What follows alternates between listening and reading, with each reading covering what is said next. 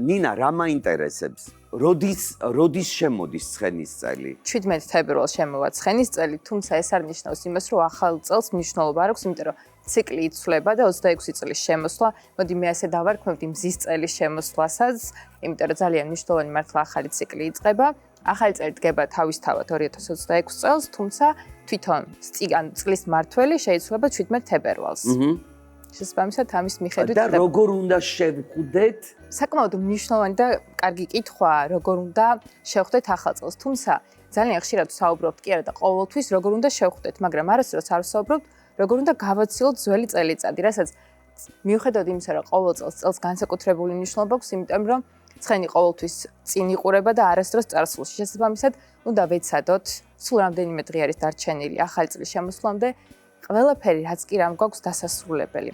თუ კი ვინმეზე ნაწყენი ვართ, ან ჩვენ თვითონ ვაწყენიათ ვინმეს, უნდა ვეცადოთ მაქსიმალურად, რომ ყველაფერი ბოლომდე მივიყვანოთ, დავასრულოთ, არ გადავიტანოთ ახალ წელს ნეგატივი წყენა, ბოღმა, ყველაფერი ის რაც ცუდია, დავტოვოთ წინა წელს. გარდა ამისა, თუ ვინმეს დახმარება შეგვიძლია, შეიძლება იყოს მეგობარი, ნაცნობი, ახლობელი, არ აქვს მნიშვნელობა, თუ კი ვინმესთვის რამე სიკეთის გაკეთება შეგვიძლია, უნდა ვეცადოთ მაქსიმალურად, რომ დადებითი ენერგია გავცეთ იმისთვის, რომ თუნდაც რაღაც კარგი დავტოვოთ. ძველ წელში მაგით ვაცილებთ?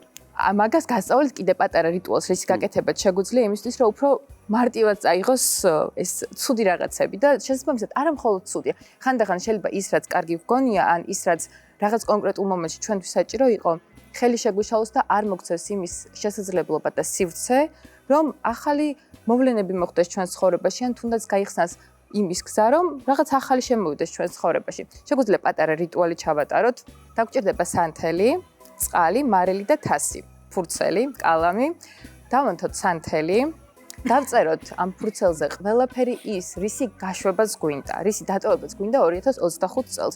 ეს შეიძლება იყოს ემოცია, შეიძლება იყოს პრობლემა, ნებისმიერი რამ, რაც გვიშლის, გვაწუხებს და გვინდა, რომ წარსულში დავტოვოთ.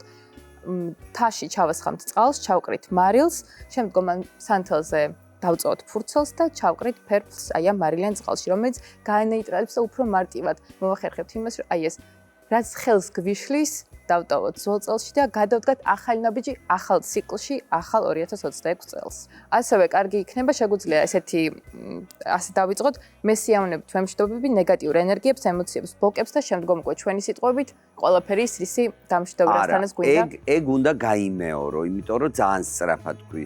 მე სიამოვნებით ვემშვიდობები ნეგატიურ ენერგიებს, ემოციებს, ბლოკებს.